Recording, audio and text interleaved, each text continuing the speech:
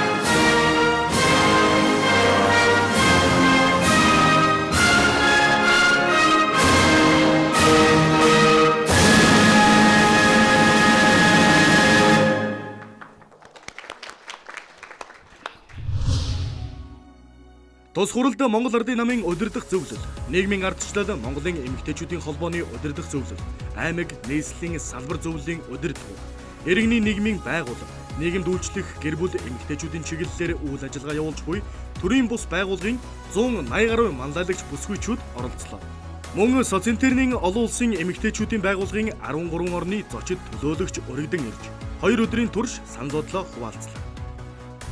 За Монгол Ардын намын дарга ноён Энхволд эрхэм хүндэт хатагтай ноёдоо. Юуны өмнө бидний урилгыг хүлээн авч Төв Азийн чэйжинд оршдог Нарлаг Монгол орны маань нийслэл Улаанбаатар хотод хүрэлцэн ирсэн та бүхэндээ чин сэтгэлийн талархлаа илэрхийлж манай сайхан эх оронд маань тухлан саатахыг урьж байна. Энэ дашрамд Социнтерний олон улсын эмэгтэйчүүдийн Азийн бүсийн ээлжид хурлыг Монгол улсад зохион явуулах боломжийг олгосон Социнтерний олон улсын эмэгтэйчүүдийн байгууллагын хүндэт ерөнхийлөгч, дэд ерөнхийлөгч, удирдах зөвлөлийн гишүүд та бүхэндээ гүн талархал илэрхийлж байгааг хүлээн авна. Энэхүү хурлыг Монгол улсын төрийг олон жил удирдах ирсэн арвин түүхтэй Монгол Ардын намын дэргэдэх нийгмийн ардчлал Монголын эмэгтэйчүүдийн холбоо Социнтерний олон улсын эмэгтэйчүүдийн байгууллагатай хамтран зохион байгуулж байгаа нь бидний хувьд нэр төрийн хэрэг юм а. Улс төр дэх эмэгтэйчүүдийн оролцоог нэмэгдүүлэх хөдөлгөөн Социнтерний эмэгтэйчүүдийн хөдөлгөөнөөс эхлэлтэй бөгөөд нэгдсэн үндэсний байгууллагын үйл ажиллагаагаар цааш нь дэмжигдэж ирсэн бөгөөд 1952 оны эмэгтэйчүүдийн улс төрийн эрхийн тухай олон улсын пакт 1979 оны эмэгтэйчүүдийг алагчлах бүх хэлбэрийг устгах тухай конвенц батлагдсантай холбоотой 1985 онд Найроб хотно болсон нэгдсэн үндэсний байгууллагын дэлхийн эмэгтэйчүүдийн багварлаар эмэгтэйчүүдийг хөгжүүлэх стратеги олон улсын гэрээг баталж үүнд эмэгтэйчүүдийн асуудлыг хэлэлцсэний дотор улс төрийн оролцоог дэмжих тухай асуудал нэн чухал хэсэг болж байсан юм а. 1995 онд болсон Бээжин хотын баг хурлаар Найробын стратегийг хэрэгжилтийг дүгнэж гендрийн тэгш оролцоог хангах чиглэлд үйл ажиллагаагаа сайжруулах шаардлагатай байгааг онцолсон юм а. Бээжингийн тунхаглагч хэрэгжилтэн дээр нь өнөөдөр олон улс орнууд анхаарал тавин ажиллаж байгааг энэ тэмдэглэхийг хүсэж байна.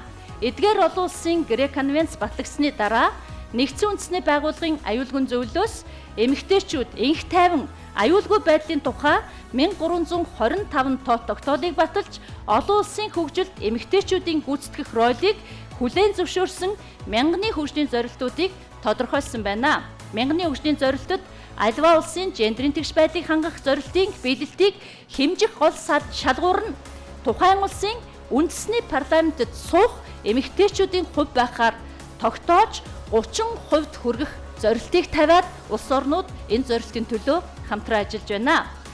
Монгол улсын хурлын сонгуулийн ерөнхий хорооноос гаргасан тоо баримтыг та бүхэн сонирхуулаад хэлэхэд 1992 оноос 2016 он хүртэлх сүүлийн 24 жилийн 5 удаагийн сонгуульд парламентэд сонгогдсон эмэгтэйчүүдийн мань тоо харьцангуй байгаа гэдгийг бас хэлхийг хүсэж байна. Дэлхийн цөөнгүй орныг эмэгтэйчүүд өнөөдөр удирдах засгийн газрыг нь бас тэргүүлж байгаа гэдгийг та бүхэн мэдэж байгаа. За зарим танхимын гишүүнээр эмэгтэйчүүд маань маш сайн нэр хүндтэй ажиллаж санхүүгийн томоохон корпорациудыг ч өнөөдөр дэлхийд эмэгтэйчүүд удирдах байгаа.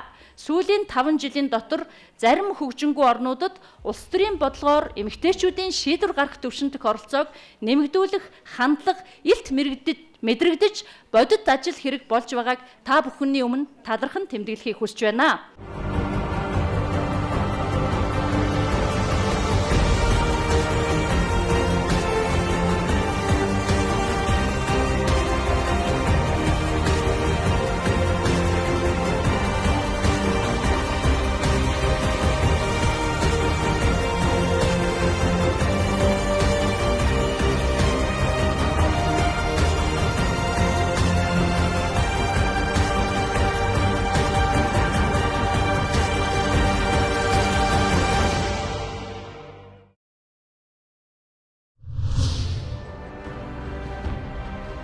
Мартагдшгүй түүхийн баатарууд 1907 он Герман улсын иргэн Клара Зеткин тэргүүтээ эмэгтэйчүүдийн эрхийн төлөө тэмцэгчид социнтерны эмэгтэйчүүдийн холбоог үүсгэн байгуулж дэлхийд даяар эмэгтэйчүүдийн эрхийг хамгаалах нэгдсэн хөдөлгөөнийг эхлүүлжээ. Энэ цагаас хойш их дэлхийн өнцөг булан бүрт эмэгтэйчүүд эрчүүдийн нэгэн адил нийгмийн нэгэн хэсэг болж тэдэнтэй мөр зэрэгцэн ажиллаж хөдөлмөрлөх, хийж бүтээх, улс орныхон хөгжил бүтээн байгуулалтанд гар бие оролцох эрхийнхээ төлөө нэгдэж эхэлжээ. Энэ тэмцэлд ихэнх үедээ Европын улс орнуудын эмэгтэйчүүд идэвхтэй оролцож байсан бол дараах нь эмэгтэйчүүдийн эрх ашиг илүүтэй зөрчигддөг гэгддэг Аз тивийн улс орнууд нэгдэж улмаар их дэлхийг тойрсон эмэгтэйчүүдийн эрхийн төлөө нэгэн том хүчрхэг холбоо бий болсон юм. Тэртээ 1907 оноос эхлэн орон орны бүсгүйчүүдийн зүрх сэтгэлд итгэлийн гал бадамлуулсан социнтерны эмэгтэйчүүдийн холбоо өнөөдөр төв дэлхийн 130 гаруй орны бүсгүйчүүдийг өөртөө нэгтгэжээ. Түүхийн шаргал хуудсанд бахархам гавьяага үлдээсэн хүмүүс бол Монгол эмэгтэйчүүд. Тэд их орныхон газар шороо тусгаар тогтнолын төлөө тэмцэж явсан их хаадынхан хамт өрх гэрээ төдийгүй улс орноо засаж явсан бөгөөд Ухаанд хаттын удамд Монгол бүсгүйчүүдэд өгүүлэх түүх харваа. Тэд үеийн үед өрх гэрийнхээ тулах нэгэн баган төдийгүй төрөсийн ханч хувьд түшиг бас нэгэн баган болж явсан бахархам түүхтэй билээ.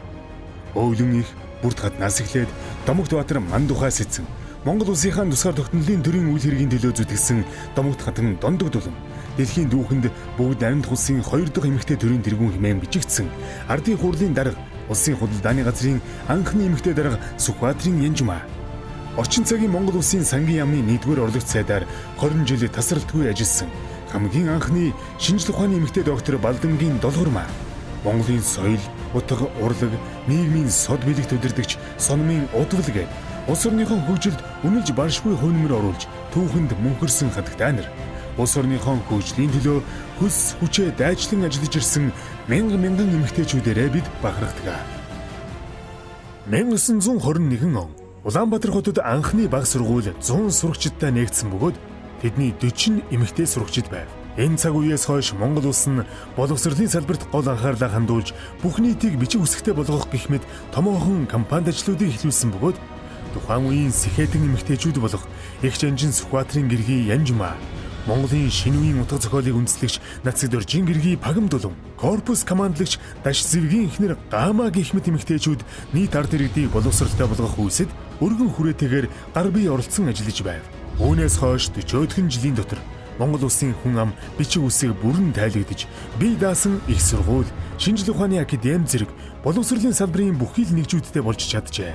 Монгол улс боловсролын салбарт гендерийн тэгш байдлыг хангах явдлыг нэм чухалд тооцож байсан нь 1929 оноос эхлэн гадаадын ихтэй сургууль суралцагчдын 30-аас доошгүй хувьд эмэгтэйчүүд байхаар шийдвэр гаргаж байснаас шууд харагддаг бөгөөд өнөөдрийн байдлаар боловсролын салбарын нийт ажлагчдын 80 гаруй хувийг эмэгтэйчүүд бүрдүүлж ирээдүйн хойч үеийнхэн эрдэм мэдлэгийн төлөө ажиллаж байна.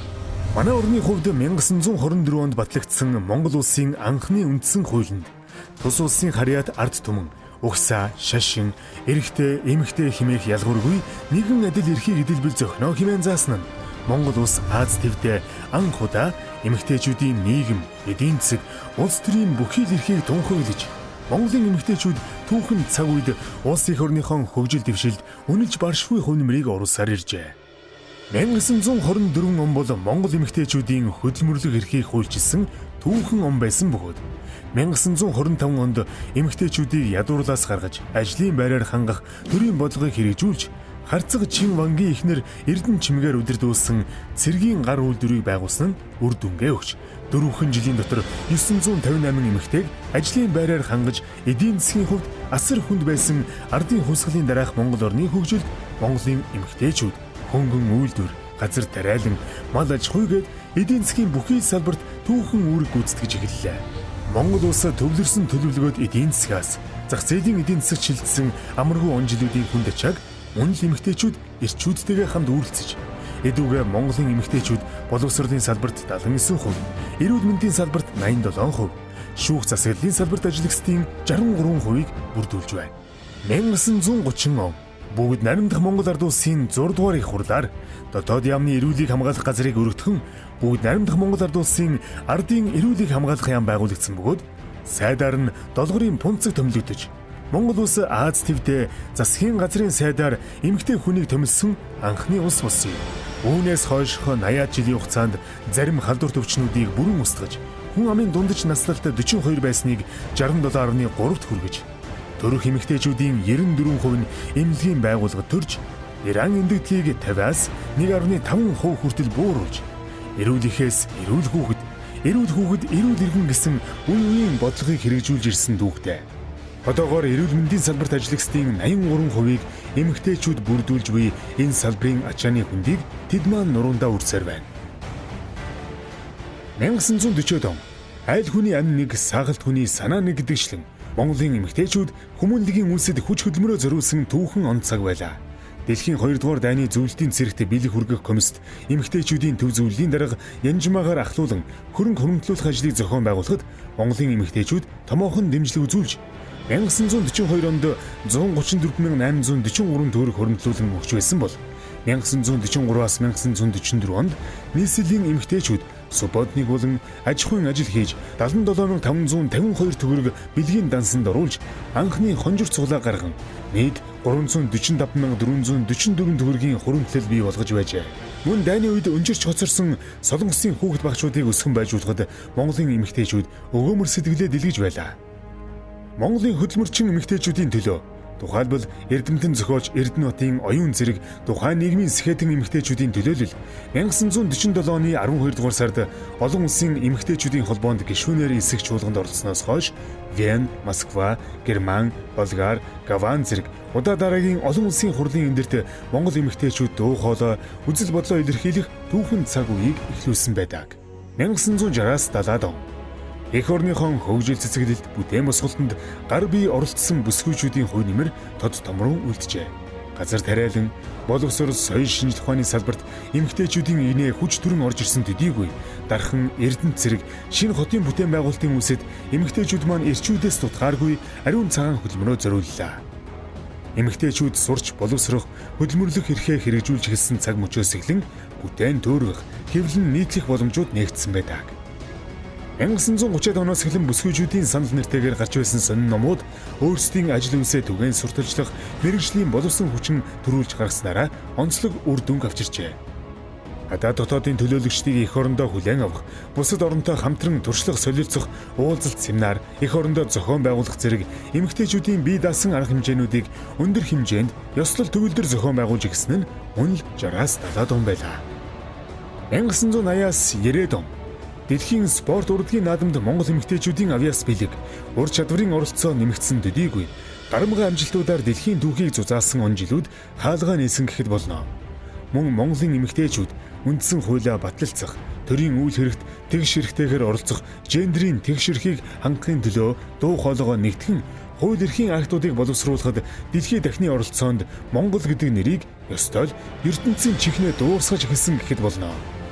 1990 оны зах зээлийн эдийн засаг шилжих үйл явцын дунд нийгмийн бүх салбарт томоохон задрал явагдсан бөгөөд энэ нь гэр бүл, хүүхэд, эмэгтэйчүүдийн нөхцөл байдалд илүүтэй сөргөөр нөлөөлж цаашид нутгийн удирдлага болон бусад шийдвэр гаргах түвшинд эмэгтэйчүүдийн оролцоог тэгш хангах шаардлагыг зүй ёсоор бүрдүүлж байгаа юм. Дэлхийн эмэгтэйчүүд эрхийнхээ төлөө эвлэлдэн нэгдэж тэмцэж эхэлснээс хойш 100 гаруй жилийн хугацаанд Монголын эмэгтэйчүүд нуруундаа ирчүүдээс дутуугүй ачаа үрж, тууштай зоригтойгоор холыг харж явсаар өнөөдөртөө золгосон байх юм. Тэртех 1924 оны анхны үндсэн хуулиар батлагдсан ирчүүдтэй нэгэн адил эрх хэдлэх ховорхон боломж Монголын эмэгтэйчүүдэд тохиосноос хойш бараг 100 жилийн хугацаа өнгөрч. Өнөөдөр Монголын нийгмийн бүхий салбарт эмэгтэйчүүд ирчүүдтэй мөр зэрэгцсэн ажиллаж амьдарч байна. Энэ бүх хугацаанд эмэгтэйчүүд маань бүхий салбараа өө татахын төлөө зүтгэсээр иржээ. Ялангуяа дэлхийн ертөнцийн хөгжилд Монгол бүсгүй хүний оруулсан хувь нэмэр дундаршгүй дуусашгүй ихэ. Монголчууд бид тэнгэрээ эцэг тэнгэр, алхаж буй газраа их газар хэмээн нэрлэж, хайрладаг, шүтдэг уламжлалтай арддаг. Хорвоо ертөнцид их хүнээс ижигээс үүсээгүй зүйл гэж нэгэхэн ч үгүй. Дэлхийн альж өнцөг буланд ажиллаж амьдарч байсан ч нас, хүйс, арьс, өнгө, үл хамааран эмэгтэйчүүдийн хүсэл тэмүүлэл, альваад хандах хандлага, энэрм нэгүүлсэнгүй үйл хэрэгт ижил сэтгэл илүүтэй цохилж байдаг. Өнөөгийн даяарсан нийгэмд дэлхийн бүх улс орн тэгш эрэхэд ардчилсан зарчмыг үнд зүйлээ хэмээн тодорхойлж, хүйсийн тэгш байдлыг хангах явдлыг чухалчлан үзэж, ижийн хэвлийн мэд инхэр зөөлөн цэнхэрхэн гариг дэлхийнхээ аюулгүй амгалан он удаан жил оршин тогтнох бүхий сайн сайхны төлөө Аз ТV-ийн зүрх болсон Монгол улсад инхүү хурамжууллаа. Энэ цагийн жинхэнэ бааtruуд болох эмэгтэйчүүд маань гэр бүлээ ад ширгалтай өөдлөн дээшлүүлэхийн төлөө бүхнийг хийсээр ирсэн, цааштаж хийх болно. Эмэгтэй хүн гэр бүлээ авч явж чадж байгаа шиг улс орноо авч явж чадна гэдэгт би итгэдэг. Маргарет Тэтчер. Дэлхийн бүх гигэн үнгийг зөвхөн эмэгтэйчүүд л нэмж байдаг. Эерэг үйлс бүхэн ижигээс ихтэй.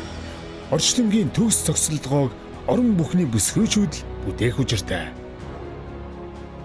Монгол улсын нийслэл Улаанбаатар хотод зохион байгуулагдсан Социнтерний олон улсын эмэгтэйчүүдийн Азийн бүсийн хурал зориулан бүтээв.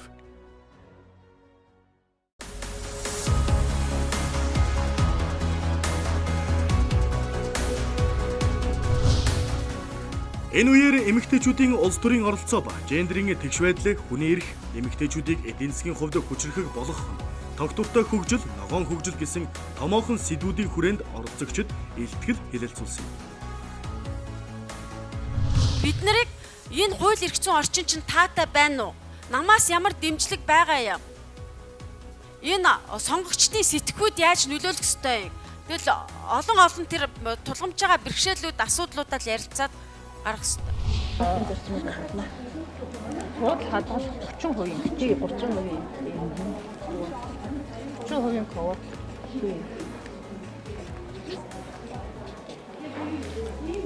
Үгсийн хамруулаад 30% квот. Хадгалах гарах юм уу? Намын төвч чинь тэгээд үгүй харин тий. Үгүй наадхар чинь зүүн гарах ёстой дотоодтой. Тий. Намын дотоод тий. Намын одоо дээд шатанд байгаа удирдлагууд, дунд дулан анхан шатанд байгаа удирдлагууд бол эмэгтэйчүүд чадaltaй. Тэгсэн мөртлөө биднийг гүйцэхгүй гэдэг ийм юм байдаг. Яагаад энэ 76 гишүүн бүгдээрээ ухаантай байх ёстой юм? Тийм ээ? Бид нар бүгдээрээ тэрнээс яагаад дутуу байх ёстой юм? Тийм учраас нөгөө эмэгтэйчүүдийн эрхийн асуудлыг тэнцвэртэй байх юм дээр бид нар тэмцэх ёстой.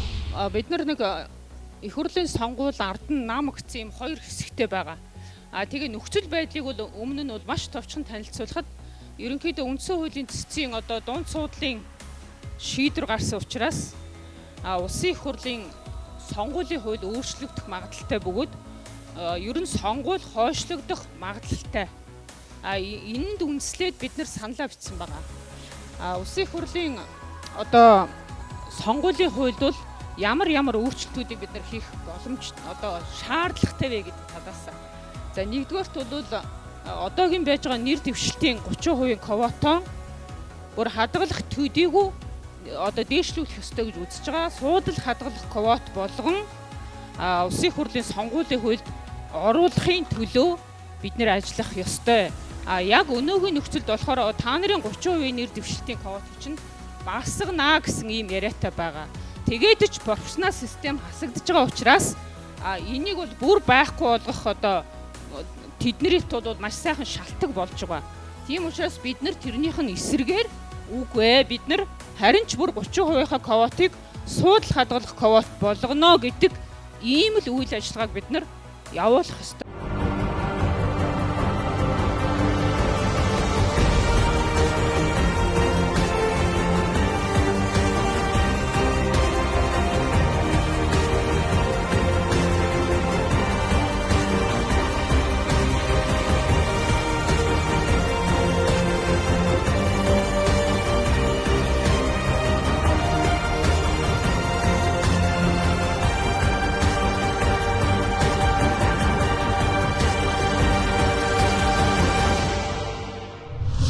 Минь хүргэе зочид төлөөлөгчдөө эрхэм хүндэт одоо оролцогч бүсгүйчүүдтэй өнөөдөр дэлхийд дахнаад төдийгүй Азийн бүс нутагт ч гэсэн эмэгтэйчүүдийн өмнө тулгамдаад байгаа олон чухал асуудлууд бас яригдж байна. Үүний нэг нь бол бидний яах аргагүй өнөөдөр хилцэж байгаа эмэгтэйчүүдийг эдийн засаг санхүүгийн хувьд хүчрхэгжүүлэх гэсэн энэ асуудал байгаа юм. Тэгвэл дэлхийд дахнаа төдийгүй Азад өвчлөл өндөр байна гэж ярьж байна. За мөн байгалийн гамшиг тохиолдож байна. Бидний бас одоо яг тийм болно, ийм зүйл учрна гэсэн одоо тэр тооцоо судалгаагүйгээр гівгинт одоо энэ байгалийн янз бүрийн хүнд бэрхшээлүүд бас энэ олон тэрбум хүнтэй Аз твд маань бол бас тохиолдож байна. Тэгвэл тэр дундаа энэ их ачааны хүнд маань хэн дээр илүү хүрдэг юм бэ гэвэл гэр бүл дотроо үүрэг роолтой эмэгтэйчүүд эдийн засгаа бас нуруунд дээр авч явж идэг эмэгтэйчүүдэд маань илүү ачааны хүнд нүрдэг юм байна. Тийм учраас бүсгүйчүүд өнөөдөр бид энэ олон улсынхаа хуралдаанаар салбар зөвлөгөөнийхөө энэ хуралдаанаар яаж энэ бэрхшээлүүдийг даван туулах вэ? Яаж амжилтанд хүрэх вэ? Эмэгтэйчүүд маань жаахан ч гэсэн эдийн засгийн санхүүгийн ямар боломжууд байна гэдэг дээр бол бас өнөөдөр бүгдээрээ оюун санаагаа чилээж бас бодол санаагаа уралдуулж олон улсын туршлагаас бас судлах гэж байгаадаа бас баяртай байна. За тэгвэл эмэгтэйчүүдийг бид бас яг үндсэн үүргээр нь хүний амьдралын үндсэн орчин өрх гэр бүлийн хамгийн гол менежерийн үүрэг гүйцэтгэдэг. Улс үндэстнийхээ асрамж халамж үйлчилгээний ачааны хүндийг үрддэг. За тэгээд хүний хөгжлийн суурь асуудал болсон боловсрол, эрүүл мэнд, төрийн үйлчилгээ үзүүлэгчийн үнэмлэхүй дийлэнх эмэгтэйчүүд байдаг. 2015 оноор Монгол улсын хурлын гишүүдийн 14.5% нь эмэгтэйчүүд, төрийн албан хаагчдын 59% нь, ихтэй сургууль суралцагчдын 64% нь байгаамаа. Тэгээд Монголын эмэгтэйчүүд өнөөдөр нийгэмд бас идэвхтэй байр суурийг бас эзэлж байна гэсэн энэ статистик үзүүлэлтээр бол харагдаж байна. За эрүүл мэндийн байдлаар бол эмэгтэйчүүд маань дундаж одоо наслалтаар бол эрэгтэйчүүдээс хавьгүй өндөр 74 одоо наслалтаа бас байдаг юм байна. Хөдөлмөр эрхлэлтээрээ бол бизнес эрхлэгчдийн 60 орчим хувийг эмэгтэйчүүд эзэлдэг.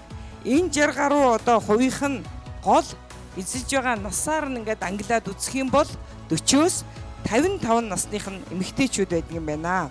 За тэгээд Монгол улсын эмэгтэйчүүдийн өмнө бас олон асуудал бас тулгамдж байна. Үүний нэг нь бол бас нийгмийн салбар бүрийн хөдөлмөрийн харилцаанд оролцоо нь бас жигд биш байна. Тэднийг эмэгтэйчүүдийн маань үнэлж байгаа үнэлэмж, цалин хөлс нь ялгууртай байна.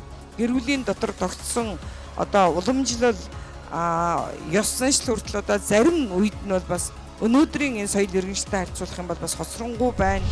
доктортой хөгжлийн асуудал гэхээр сая манай Пиала Катила асуусан. Ер нь яагаад та нар энэ салбар хуралдааныг сонгож ирэх болсон бэ гэдэг жишээг асууж исэн. Тэгээд хамгийн ихний одоо хариулт энэ асуултанд хариулсан хүн маань бол манай Базар Сүрэн маань байсан. Тэгээд Базар Сүрэн бол яг өөр дээр нь тохиолдсон жишээн дээр энийг маш зөвөр тайлбарласан. Энэ маань энийг ойлгох хүмүүс бол зөвхөн эмэгтэйчүүд бид нар өөрсдөө байгаа. Түүнээс биш эрэгтэй хүнд одоо яадаг юм байгаа яа ураг гидсэн дотор байж байхдаа амьгүй болчлоо гэж яриад ах юм бол тэр болгон ойлгохгүй байх. Тэгээд энэ ураг амьгүй болж байна гэдэг асуудал маань ерөөсөө л буцаад байгаль орчны доройдолтой холбоотой юм байна гэдгийг бид нар бол энэ хэлэлцүүлэгнээс маш сайн ойлголоо. Тэгээд Социнтерн гэдэг байгууллага маань өөрөө бол улс төрийн юм том байгууллага, социалист одоо зүүнний үзэл санааг түгээж байгаа ийм том олон улсын байгууллага хамгийн анхны одоо эмэгтэйчүүдийн байгууллагуудын нэг болж байгаа. Тийм ч учраас ерөөсөө альва улс төр хийж байгаа эмэгтэйчүүд бид нараа ер нь хамгийн гол нь шатны сонгуультаас ялалт байгуулж энэ үн дээр бол бид нар эмэгтэйчүүд бие биенийгаа дэмжих энэ зайлшгүй шаардлагатай юм байна гэдгийг бол бас энэ хэлэлцүүлгээс ойлгож гарч байгаа гэдэгт бол итгэлтэй байна. Тэгээд угаасаа нэгдсэн үндэсний байгууллагын одоо хүн амын хүн бүр гэж өөрийнх нь хүний одоо үндэсний эрхийн конвенцэд нь тунхагласан байж байгаа. Тэр нь бол ерөөсөө эмэгтэйч хүн, эрэгтэйч хүн ялгалгүйгээр ерөөсөө эмэгтэй болгоныг бид нар дэмжих ёстой маа гэдгийг л энэчнээс гаргаж ирж байна гэдгийг бас ойлгомжтойгоор хэлж байгаа хаа. Тэгээд энэ хэлэлцүүлэгт маань 15 нийтдээ бол 15 6 хүн давхарцсан тоогоор оролцсон. Энэ үн дотор бол бид нар маш их хотын асуудлууд, хотын байгаль орчинтой холбоотой асуудлууд, тэр дотроо бол агаарын бохирдлыг ярьлаа, цэцэрлэгжүүлэлтийн талаар ярьлаа. Мөн ялгаагүй энэ нөгөө persistent organic pollutant буюу одоо байгальтаа удаан задардаг органик бохирдуулагч гэж одоо химийн ийм бохирдуулагчийн хүртэл асуудлыг бид нар нэлээдгүй хэмжээгээр хөндөж ярилцлаа. Тэгээд бүгдээрнгийнх нь тийм ээ боловсролын системд ажиллаж байгаа улсууд боловсролынхаа талаасаа, эрүүл мэндийн асуудал тайж байгаа улсууд нь эрүүл мэндийнхаа талаасаа ахмадууд маань бол энэ ахмад 70% нэ яаж төлөвшүүлэх вэ? Тэр дотроо бид нар бүр гидсэнд хэвлийнд байж байгаа үр хөвөрлө байж ах үеэс нь яаж бид нар зөв монгол хүнийг төлөвшүүлэх вэ гэдэг тал дээр хүртэл энийг ярьлаа. Үндсэн болон салбар хуралдааны санал дүгнэлтүүд Улаанбаатарын тунхаглал 2016 бодлогын баримт бичгийг гаргасан. Үүнд нэгдүгээр эмэгтэйчүүдийг эдийн засгийн хувьд чадвархжуулах, ядуурлыг бууруулах чиглэлээр хүйсийн тэнцвэрт байдлыг хангах, залингийн зөрүүг багасгах, доктортой баталгаат орлогыг бүрдүүлэх асуудлаар олон талт шийдэл гарцыг олгох, жижиг дунд бизнес эрхлэхэд санхүүгийн бодит дэмжлэгийг олгоход анхаарах, хүчирхийлэл дарамтаас эмэгтэйчүүдийг хамгаалах, эмэгтэйчүүдийн боловсрол эзэмших, хөгжих боломжийг дээшлүүлэх. Хоёрдугаар, Азийн бүс нутагт хөдөө аж ахуйн нийгэм, эдийн засгийн чухал аж холбогдолтой салбар учраас тэрний тогтвортой хөгжилд илүү анхаарах. Байгалийн тэнцвэрт байдал алдагдсантай холбоотой сорилт бэрхшээлүүдийг даван туулж чадах ногоон хөгжил хөтөлбөрийг хөхүүлэн дэмжих. Гуравдугаар, эрэгтэйгш ардчлалыг хэрэгжүүлэхийн тулд улс төрийн үйл явцын бүхий л түвшинд гендерийн тэгш оролцоог хангах. Гендерийн квотыг бий болгон хуульчлах асуудалд онцгой анхаарах зэргийг тусгалаа. Монгол улс төр төсны олон зуун жилийн түүхтэй, их газрын эрсдэс уур амьсгалтай, жилийн 4 улиралд нүүдлэн амьдардаг өвөрмөц хэв маягтай, байгалийн ариун баялагтай, хээр тал, оймол, говь цөл хосолсон өргөн уудам нутагтай Аз тэвд анх удаа тусгаар тогтнолоо олсон улс юм а. Монгол Ардын нам, Монгол улсын хаан, ууган улс төрийн хүчнийхээ хувьд 20 дугаар зуунд эх орноо харийн төрөмгийлэгчдээс чөлөөлж, үндэсний эрх чөлөө тусгаар тогтнолоо олох, их тэнцлийг мандайлж, хүн амаа эрүүлжүүлэн соёлжуулж, 100% бичиг үсгтэй болгож, дан ганц мал аж ахуй эрхэлсэн хоцрогдсон орныг хөдөө аж ахуй, аж үйлдвэр хосолсон орчин үеийн улс болгон хөгжүүлсэн бодит түүхтэй улс төрийн хүч юм а. Өнөөдрийн байдлаар Монголын нийт хүн амын 52%, боловсролын салбарын 79%, эрүүл мэндийн салбарын 87%, шүүх засаглалын салбарын 63%-ийг эмэгтэйчүүд бүрдүүлж байгаа нь манай орны нийгмийн хөгжил, бүтээн байгуулалтад эмэгтэйчүүд чухал байр суурь эзлэж байгаагийн нотолгоо болж байна. Монгол улс хүний эрхийн хийгээд эмэгтэйчүүдийн эрхийг хамгаалах олон улсын хэн хэмжээг даган баримталж, дэлхийн нийтээр мөрддөг олон гэрээ конвенцэд нэгдэн орж хамтран ажилладаг улс орн юм а.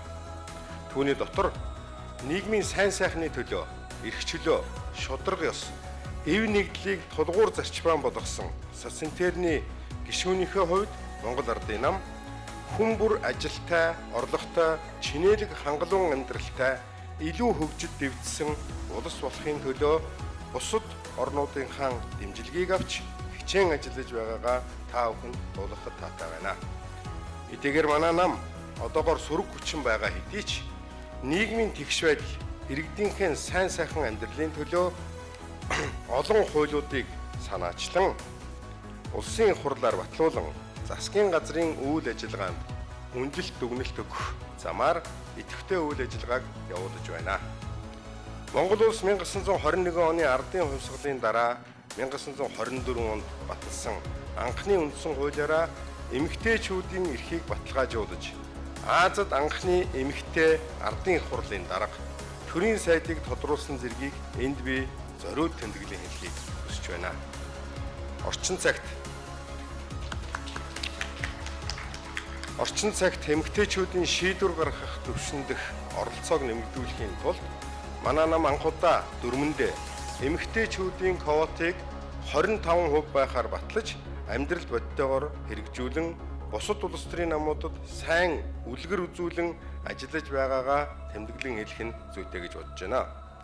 Монгол улсын их хуралд эмэгтэйчүүдийн эзлэх хувь 2012 оны сонгуулийн үр дүнд 14.5% болж өссөн нь хамгийн бага 3.9% төлөөлөлтөй байсан 2008 оны төвшнгөөс ахисан томоохон амжилт боловч 2015 он гэхэд 30% хүргэх мянганы хөгжлийн зорилтын тал хувьдч хүрээгүй дэлхийн дундаж 22.6, Азийн бүсийн дундаж 18.8%-аас доогуур байгаад зайлшгүй дүгнэлт хийх ёстой болж байгаа юм а. Улсын хурлын сонгуульд улс төрийн намуудаас нэр дэвшигч эмэгтэйчүүдийн квотыг 30% болгон нэмэгдүүлэх талаар улс төрийн намууд зөвшөлтөд хүрч 2015 онд батлагдсан сонгуулийн тухай хуульд тусгасан нь сайшаалтай хэрэг.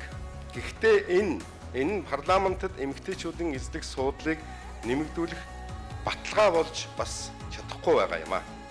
Улс төрийн үйл ажиллагаанд гендерийн тэгш тэнцвэртэй байдлыг бий болгох, энэ зорилтыг хэрэгжүүлэхийн тулд сонгуульд нэр дэвшүүлэхдээ эмэгтэйчүүдийн шударга төлөөллийг хангах, улс төрийн намуудын сайн дурын алхам, чин хүсэл, зориг чухал гэдгийг энд би онцлон хэлхийг хүсэж. Энэхүү зорилтыг хэрэгжүүлэхэд Монгол Ардын нам мандайлан ажиллана гэдгээ уламжлахад таатай байна. Дэлхийн социализмын гишүүн намын хувьд Монгол Ардын нам энэ байгууллагад тодорхой оролцоо мөн одоо идэвхтэй дэмжлэгтэй байдаг. Түүний нэг жишээ нь бол миний бие дэлхийн социализмын байгууллагын Аз номхон далайн бүс нутгийн хариуцсан дэд ерөнхийлөгчөөр 4 дахь жилдээ ажиллаж байна.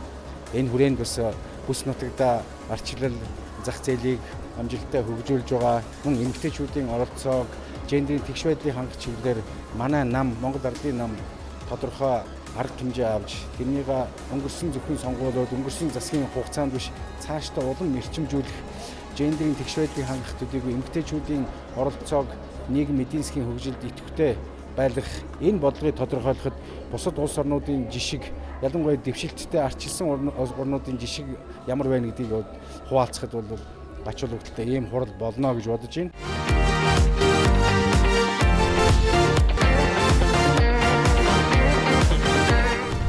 Монгол орн арчил зах зээлийн харилцаанд шилжсэн 1990 оноос өнөө хүртэлх 26 жил 1992 онд Рио де Жанейро хотноо хурласан нэгдсэн үндэсний байгууллагын байгаль орчин ба хөгжил дэд хэмжээний чуулганаар хүн төрөлхтний хөгжлийн шин завгар үзэл баримтлалыг удирдлага болгон эдийн засаг нийгэм байгаль орчны салбарыг бодлогоо боловсруулан хэрэгжүүлсээр ирлээ.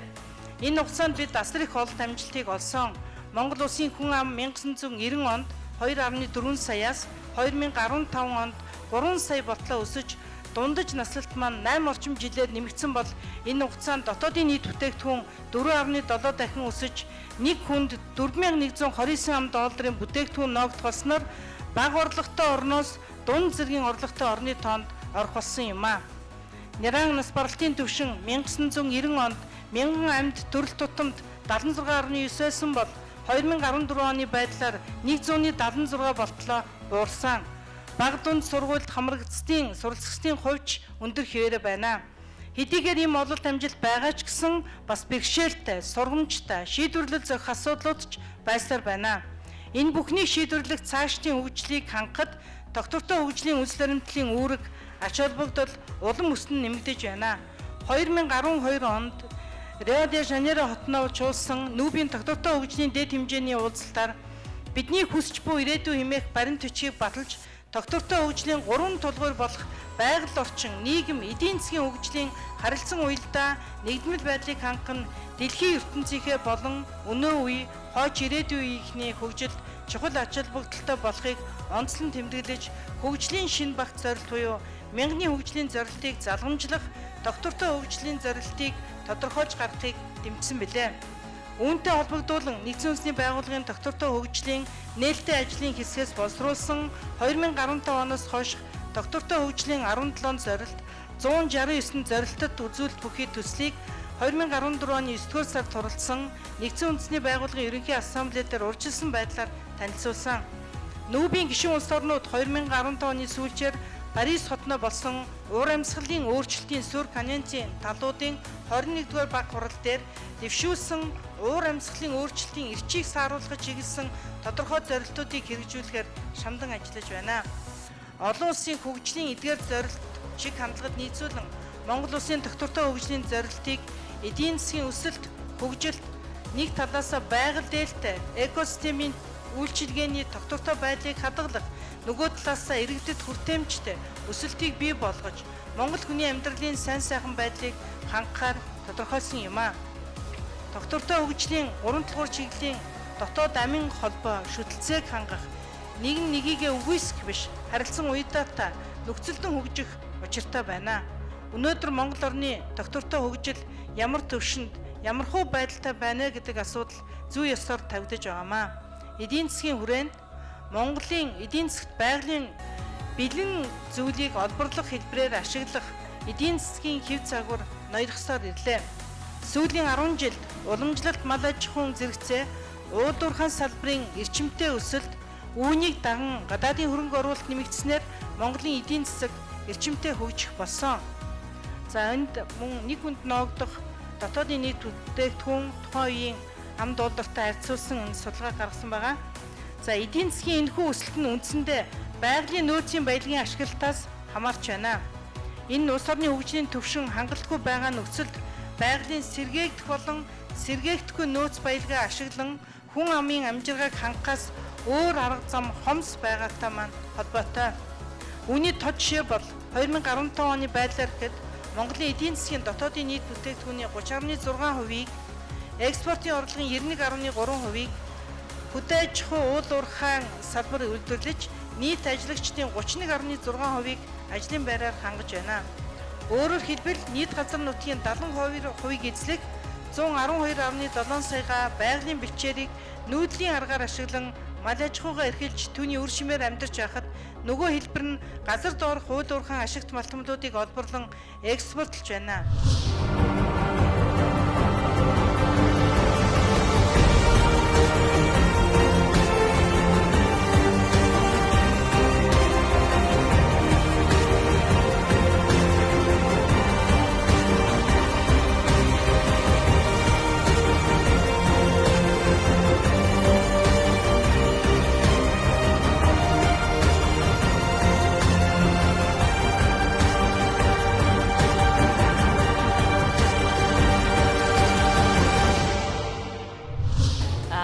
хурлын маань ерөнхий сэдэв бол Азийн эмэгтэйчүүд ба гендерийн тэгш байдлыг хангах асуудал. Тэр бид нар энэ асуудлын хүрээнд Европын улс орнуудтай харьцуулах юм бол Азийн улс орнуудад эмэгтэйчүүдийн маань улс төрийн оролцоо их хангалтгүй байна. Яаж улс төрийн оролцоог нэмэгдүүлэх вэ гэдэг дээр энэ ирсэн байгаа олон зочны туршлагыг бид нар сонсъё гэж бодож байгаа. За нөгөө талаасаа мэдээж хэрэг нийгмийн арчил Монголын эмэгтэйчүүдийн холбоо маань үндэсний хэмжээнд маш олон төрлийн судалгаа хийгээд аваад үзэхлээр эмэгтэйчүүд маань өөрсдөө 4 жилд нэг удаа сонгуулиад өгөх гэж очиж улс төрийн эрхээ эдэлдэг. Бусад үед хүүхдээ хараад гэдэг юм уу, хүүхдээ цэцэрлэх сургуультан зөөгөө завгүй байдгаа гэж ингэж хариулдаг. Тийм болохоор бид нар 2015 онд хийсэн судалгааныхаа үр дүнд ер нь эмэгтэйчүүдийнхээ манлайлалыг бид нар их сайжруулах ёстой байна. Эмэгтэйчүүдэд мэдээлэл өгөх ёстой байна. Эмэгтэйчүүдэд сургах ёстой байна. Улс төрийн боловсрол олох ёстой байна гэдгийг ойлгосон учраас энэ удаагийн хурлын ач холбогдлыг бид нар нэлээд өндрөөр харж байгаа. Үр дүн нь бид нар тодорхой цаг хугацааны дараа гарна гэдэгт эргэлзэхгүй байгаа. Монгол Ардын намын дэргэдэх нийгмийн арчил Монголын эмэгтэйчүүдийн холбоо, дэлхийн социалтерний эмэгтэйчүүдийн холбоо хамтраад Аз номхон далайн бүсийн эмэгтэйчүүдийн чуулга уулзалтыг зохион байгуулж байна. Энэ Аз номхон далайн эмэгтэйчүүдийн чуулга уулзалтанд манай бүс нутгийн 13 орны төлөөлөгчид ирж оролцож байгаа.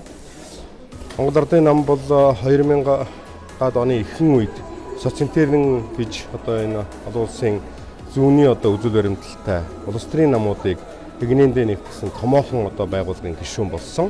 Социалтерн бол 156 улс төрийн намыг нэгнээндээ нэгтгэсэн ийм том байгууллага. Альч твд альч газар туул энэ социалтерний нам түүний гишүүнчлэлийн нам бол байдаг. Азийн бүс нутагтаа бол Монгол Ардын нам бол социалтерний нэлийн төлөөлөл сайтай ийм нам. Манай намын өмнө дарга байсан Скватрын Батболд бол социалтерний дид ерөнхийлөгчийн сонгуулийн ажлыг бол 5 жил орчим ингээд хийж байгаа. За эмэгтэйчүүд, залуучуудын байгууллагын үйл ажиллагаанд бол манай намын дэргэдэх байгууллагууд бол бас их идэвхтэй оролцож ингэж ажилладаг. Энэ шугамаараа бол өнөөдөр энэ том хурал болж байна. Зүүнний хүчний намуудын игнэндээ багтаасан социалтерний эмэгтэйчүүдийн байгууллагын Аз номхон далай хариуцсан дид ерөнхийлөгчийн хувьд өнөөдөр Монгол улсад энэ Азийн эмэгтэйчүүдийн бүсийнхаа хурлыг зохион байгуулж байгаадаа их баяртай байна. За хуралд байна олон улсаас ялангуяа Монголын хөрш, Орос, Хятад оролцож байна. Мөн хөгжиж байгаа орнууд дотроос сүүлийн үед нэлээд дэлхийн эдийн засагт томоохон хувь нэмэр оруулж байгаа Хятад, Бразил зэрэг орнуудын төлөөлөгч эмэгтэйчүүдэд оролцсон өнөөдрийн хурлыг улам их сонирхолтой, ач холбогдолтой болгож байгаамаа. Монголын бүсгүйчүүд маань бол бас маш олон асуудал тулгарч байгаа юм байна.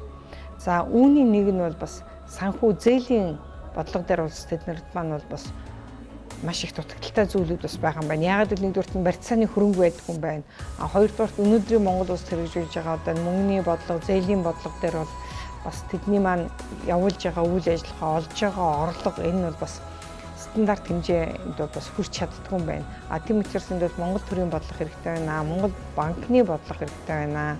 Улсын хурал бас энэ жижиг дунд бизнес эрхлэгчтэй хурлаараа бас дэмжиж хуульчилсан ийм тусгай хөтөлбөрүүдийг бас гаргаж өгөх хэрэгтэй байна гэдэг ийм саналуудыг хийж байна. Жишээлбэл эмэгтэй бизнес эрхэлж байгаа, эмэгтэй удирдагчтай тэгээд тэдний гаргаж байгаа эцсийн бүтээгдэхүүн нь бас экспортод чиглэсэн ажлын байрыг нэмэгдүүлсэн юм байх юм бол тэр тодорхой бодлого гэдэг нь юу гэж байгаа юм. Зээлийн тусгай тийм шугамыг тэгвэл бас нээж өгөхийг бол Монгол банкныхан дэмжиж ингэх юм бол тэдэнд бас асар том боломжууд бол бас гарч ирэх юм байна. Энэ хурлын гоч ач холбогдол юу байна вэ гэхээр зэрэг ер нь нийгэмд шийдвэрлэж байгаа асуудлыг асуудалд эмэгтэйчүүдийн орж байгаа оролцоог нэмэгдүүлэх тал дээр бас нэгэн гол асуудлуудыг авч үзсэн. За нөгөө төгөр бол энэ улс орнуудад болж байгаа ядуурл, нийгмийн хүнд бэрхшээлтэй байдлууд, за тэгээд дайн, дажин гэдэг энэ хүмүүсийг, эмэгтэйчүүдийг, хүүхдүүдийг зовоосон ийм асуудлууд сүүлийн үед бас их болж байна. Тийм учраас бол энэ асуудал дээр бол энэ Азийн социалтерний эмэгтэйчүүдийн дээд чуулга уулзалтыг тодорхой бас шийдвэр гаргаж Аз номхон далайн бүс нутгийн орнуудад эмэгтэйчүүдэд энэ гаргасан шийдвэрээ хүргэж энэ асуудлыг шийдвэрлэхэд эмэгтэйчүүдийн оролцоог нэмэгдүүлэх ийм гол зорилготой юм хурал болж байгаа. За социентерний олон улсын Азийн бүсийн эмэгтэйчүүдийн хурал нь Монгол улсад анх удаага зохион байгуулагдаж энэхүү хурал нь 2016 оны улсын их хурлын сонгуулийн босгон дээр болж байгаагаараа бүр асар их чухал ач холбогдолтой гэж үзэж байна. За тус хурлаас бид Улаанбаатарын тунхаглалыг гаргаж байгаа. За мөн одоо улс төрийн намуудад урья гарч байгаа. Энэ бол өнөөгийн сонгуулийн тухай хуулинд байгаа нэр дэвшүүлэх 30% квотыг улмаар суудал хадгалах 30% квот болох саналыг дэвшүүлж байгаамаа. Тэгэхээр Азийн бүсийн энэ хуралдаанаар эмэгтэйчүүдийн гендерийн тэгш байдлын тухай олон асуудлуудыг хэлсэн дотроос эхний ээлжинд хамгийн чухал асуудал нь гендерийн тэгш байдлыг хангахад шаардлагатай мөнгө санхүүгийн асуудал. Ялангуяа эмэгтэйчүүдийг эдийн засгийн хувьд яаж хүчрэхийг болгох юм бэ? За энэ талаар харилцан ярилцаж санал бодлоо солилцсон нэгдүгээрт бол их чухал болсон юм а. За хоёрдугаар ер нь бол эмэгтэйчүүдийн одоо дэлхийн хэмжээнд яригдж байгаа хоёр гол асуудал байгаа. Тэр нь бол ядуурл, эмэгтэйчүүдийн ядуурл, хоёрдугаарт нь хүчирхийлэл байгаа. Тэгэхээр гэр бүлийн хүчирхийллийг 2030 онд эцэс болгох, ядуурлыг мөн одоо 2030 онд эцэс болгох энэ одоо нэгдсэн үндэсний байгууллагын зорилтыг Монголын эмэгтэйчүүд, Азийн эмэгтэйчүүд бид яаж хэрэгжүүлэх вэ гэдгээр санал солилцсон чухал хуралдаан боллоо. Монгол өнөөдөр нэг 20 орчим улс төрийн нам бий. 20 болов 21 байна. Өөрийнхөө намын дүрмэнд эмэгтэйчүүдийн оролцоог одоо хуульчлан баталсан ийм анхны нам бол манай нам. Манай нам 2005 онд 5 оноос эхэлж ер нь эмэгтэйчүүдийн оролцоог 25% гэж ярьж явж байгаад 2007 онд намынхаа их хурлаар баталсан намынхаа дүрмэнд бол бүх шатнд эмэгтэйчүүдийн оролцоог 25% болгоно гэж ингэж дүрмэндээ заасан. Нэр дэвшилт. За тэгээд одоо гүйцэтгэх засаглалт талд ажиллах. За ер нь бүхий л одоо боловсон хүчний асуудал яригдахад бол 25% нэмэгтэй байна гэж намын баг хурал, намын удирдах зөвлөлийг сонгохдоо ч гэсэн энэ товаатыг одоо бас ингээд барьж байдаг. Сая 2015 онд баталсан сонгуулийн хуулиар бол улсын их хуралд бол 30% эмэгтэйчүүд дэвших болж байгаа. Тэгээд бид бол одоо эмэгтэйчүүдээ бас улсын их хуралд нэг дэвшүүлэхээр нэлээд бэлдэж 30%-аа хүргэх 23 эмэгтэйг одоо сонгуульд ялалт байгуулах төвшөнд одоо бэлдэж байгаа. За сая хятадын маань тэр Азийн газрын дарга хүүхэн Жан маань хэллээ. Ерөөсө хамтраад ажиллая. Та нарын бүтээгдэхүүнүүдийг бас бид хятадтай одоо жишээлбэл сурталчлаа. За тэнд нь ямар бүтээгдэхүүн бол эсхийн үйлдвэрлэл байна, гар үйлдвэрлэл байна, гар аргаар хийсэн одоо ариун цэврийн бол мөн одоо өргөн хэрэглээний, саван, аман, арьс арчилгааны, гоо сайхны бүтээгдэхүүн гэсэн байна. Энийг одоо хятадынхаа тэр жижиг дунд бизнесийг дэмждэг нийгэмлэгтэй холбож өгье, хамтарч ажиллая, сургалтанд хамруулъя гэдэг ингээд ийм тодорхой шийдлүүдэд хүрлээ. Энэ бол өнөөдрийн бас хамгийн том амжилт гэж болж байна. За энэ хуралдаан Монгол улсад анх удаа болж байгаагаараа онцлог. Ер нь бол цаашдаа энэ хурлыг бол ийм амжилттай зохион байгуулж чадаж байгаа бол бид нар дэлхийн хэмжээний эмэгтэйчүүдийн хурлыг ирээдүйд Монголдо хийх болно гэдэгт би итгэл төгс байна.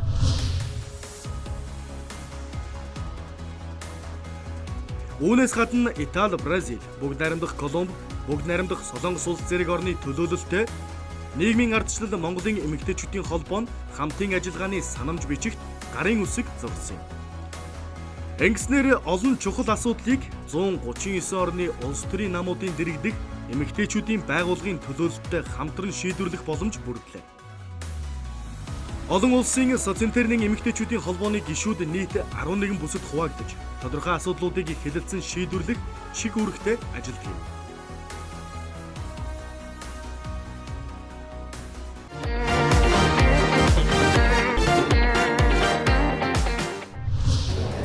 Солонгосын сонгуульд 4 сарын 13-нд болоод өнгөрөөд дууссан. Тэгээд би өөрөө 3 дахь удаага нэр дэвшээ сая сонгуулаа яг дуусгаад одоо энэ цогцлмаа даргын урилгаар Монгол зохион байгуулалт олон улсын хурлууд зохион Солонгос улсыг төлөөлөд ирсэн байна.